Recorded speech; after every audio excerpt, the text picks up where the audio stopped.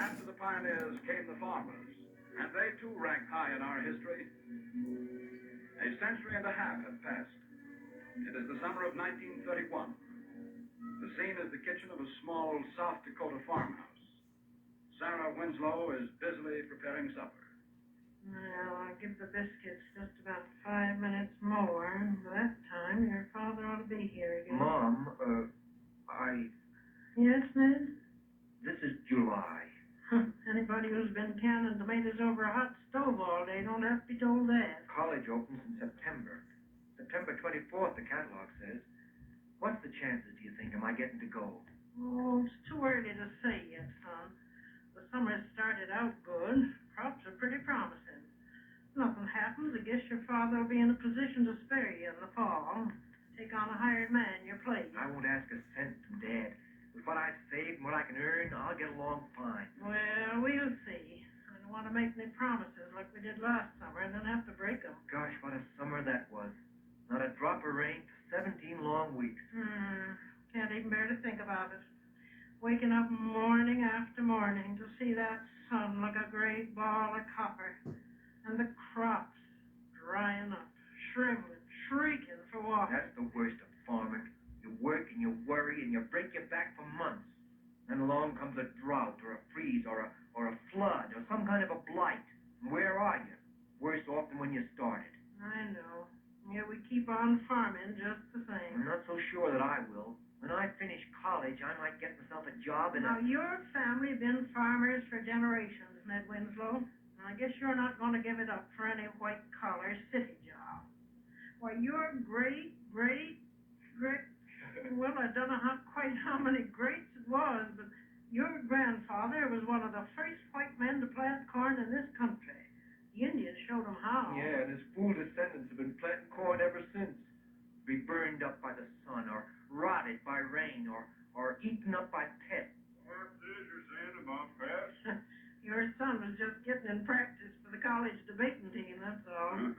Oh, meanwhile, like as not, my biscuits are burned to a crisp. Well, as a matter of Now, fact... you two get your hands and faces washed, and I'll have things dished up in a jiffy. All right. Oh, hold on. Wait a minute, Father. Why, What's the matter? you got a couple of grasshoppers on your coat, see? Oh, don't brush them off in here. Go outside.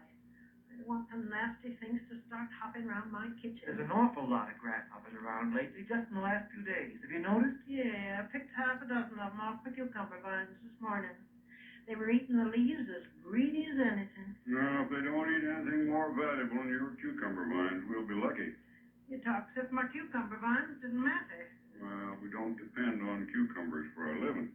My cucumber pickle's taken second prize at the state fair for 3 years now. And if it don't take first prize this year, Oh, there's one of those pesky creatures under the sink. What of it, Mom? They're harmless. No, not this variety.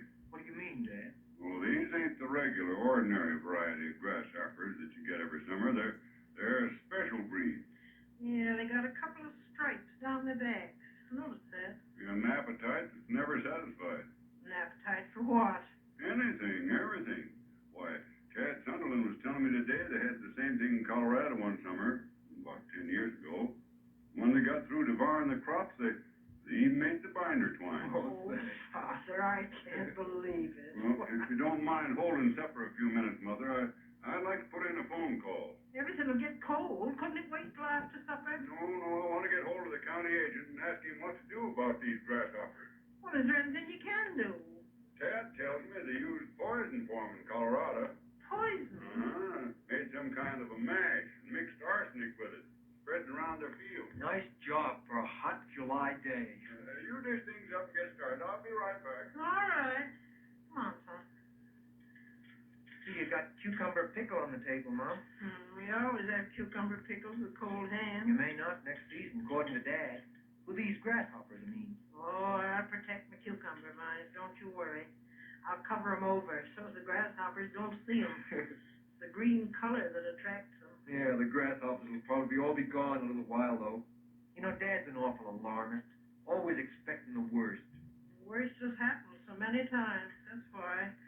The drought last year just about ruined him. Oh, here he comes now. Ned, don't say anything to him this evening about college. He's not in the mood to talk about it. I can see. All right, Mom. Well, Father. about every farmer in the county is calling him all of a sudden to find out how we're going to fight this grasshopper plague.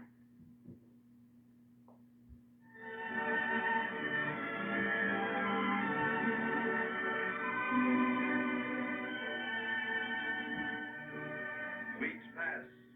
A cloud of grasshoppers darkens the sun, and it settles over the fields, leaving them barren of crops, and the farmers in desperate poverty. Finally, one hot August afternoon, we find Sarah in her kitchen. Hello, Jane. Hello, Sarah. I just stopped in for a second. We're on our way to the prayer meeting up in Jones Field. Are you going? Yes, just since Edward and Ed get in. They've been working day and night, scattering poison mash. But there's so much ground to cover, and only the two of them to do it. How about your cucumber vines? Were you able to save them? My cucumber vines, goodness me, didn't I tell you what happened to them? No. Last I heard, you were keeping them covered with dish towels. You won't believe it, but those grasshoppers ate the vines, dish towels, and all. Well, I can believe it. You heard about the experience the Lindstrom's had, didn't you? What? You know, the Swedish family that leased the old Fuller farm. Yeah, what happened? They decided the best way to get rid of the grasshoppers was to send their turkeys out into the fields to eat them up. Yes? They figured they'd do two things at the same time. Clean out the grasshoppers and fatten up the turkeys. Oh. I must say, the idea of eating a Thanksgiving turkey that's been stuffed with grasshoppers kind of takes my appetite away. I should say so. Well, when the turkeys came back home to roost that night, them grasshoppers are stretched them as bears that they can pluck in your own kitchen. How can you laugh, Jane? I think it's dreadful. Well, if I didn't laugh when the things that's happening these days, Sarah, I'd go crazy. John's so worried sick he can't eat your sleep. If something don't happen pretty soon, I don't know what we'll do. There's nothing we can do but go on. We can't quit. How does young Ned feel about it? I hear he ain't so crazy about farming. Oh, he's all right, but Ned don't set much store of a praying, I'm afraid. He says the only thing that'll bring relief is spraying poison in big enough quantities to really kill the pests. Well, folks pray for rain and for relief from famine and war and pestilence. If the Lord can send relief for them things, I guess he can send relief for a plague of grasshoppers. Well, the folks are waiting out in the car. I better be going. You see, it's service. Only a step for us. Walking's better than driving anyway. Why, just coming the short distance we did, our car got stalled twice. Grasshoppers clogging up the radiator. Goodness. Well, goodbye. Goodbye, Jane. Hello, Edward. Time to service? Hello, Jane. Yes, we're going as soon as mother's ready. See you there. Bye. Goodbye. I'll be ready in a minute, Edward. Just let me get the hat. My, but it's hot. Must be 110 in the shade. The weather report over the radio said it was the hottest August 14th in, don't know how many years. Seems hotter when there's no green in sight. Well, I'm ready now. All right. Coming to the service, Ned? Oh, well, I suppose so. No, it won't hurt you any. Well, let's start. Yeah, come on. My, it's even hotter out here. Yeah. By the way, Mother, I saw Miss Bannister in town this morning. Told me to tell you goodbye. They're leaving? They've left. She said she'd driven over here to see you before they went, but it was all decided so sudden. Where are they going? Someplace, she says, where there's no grasshoppers or droughts or floods. Then they're giving up farming for good? Looks that way. Well, they show good sense. The rest of us ought to do the same thing. You don't really mean that, son. Sure I do, Dad. What's the use of breaking your back and breaking your heart? Farming. Well, somebody's got to do it. Somebody's got to plant, cultivate, and harvest crops, feed the rest of the world. Your cities are all right and fine, but where would they be without the farmer? Where would they get their bread and their butter and their milk and their other foodstuffs? A lot of food they'll get from us this year. Look, Dad. Look at that field we're passing now. Just stubble. Not a thing left. There's always another year ahead of us, though. That's the great thing about farming. No matter how bad one season may be, there's always the hope and the chance that the next year will be a good one. If you can live till the next year on nothing but hope, We've still got our cows and chickens, a few acres of corn. we're fighting a losing battle, Dad. What can you and I do, scattering poison by hand against billions of grasshoppers? The government may provide aid. The government, they promised help, but where is it? When does college open, son? College? Why, 24th of September.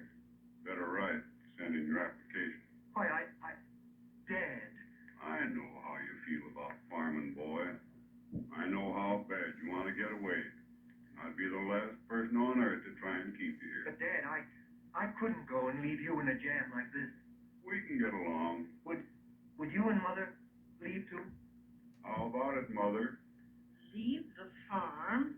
Our lease expires this fall But why should we leave? because times are bad. Oh, that's no reason. Others are quitting. Not this family. Our folks have been farmers for generations, Father. Yours and mine, both. The Winslows and the Morgans.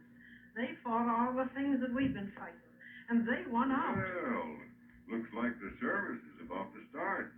Oh, my, look at Jones Field. Just a lot of stubble.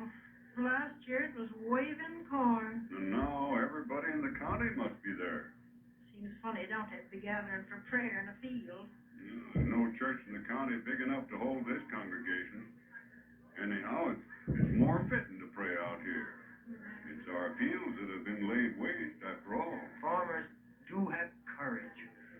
Look, the minister's standing in front of that great wooden cross. Let's stop here where we can see him. All right, yes, we can hear just as well here. Sure. Yes. Oh, there's poor Mrs. Nordquist. She's crying. Well, you can't blame her. She lost her whole crop. She's only been out here 2 years. I must speak to her after the service. Maybe there's a little something we could do for her. Yes. I hear she's almost starving. Gee, there must be over 1,000 people here. And everyone dog-tired from fighting grasshoppers. You know, it's funny. A lot of them are worse off than we are. But somehow, they don't look as if they were licked. Look, the minister's holding up his hand for quiet. Let us bow our heads in prayer. You know, Dad, Our heavenly there's something about these farmers all out here praying. It gets me. There is something in farming. I guess that's why your mother and I are staying. I'm staying too. No, don't you do it. You go to college like you planned. You've already put it off 1 year. It won't hurt me to wait a little longer. Dad, I've got some money saved. It's yours. I want you to have it. What? Why, son? We'll see this thing through together. You and Mother and I. Boy, I can't tell you how I feel you're saying you'll stick with us. Listen, what's that? Oh, it's a plane, Mom. The mail plane. But the mail plane ain't due here for 3 hours. Father, Ned, look. What? The plane, look. Oh, gosh, but it's flying low. That cloud that's following it, what is it? Why? Poison bait. It's a government plane. Scattering poison. It's manna from heaven, that's what it is. Our prayers have been answered. Our fields are already white with it. He's flying towards Granite Farm now. Farm days left. Yeah. I'm glad I stayed. I'm glad we stayed.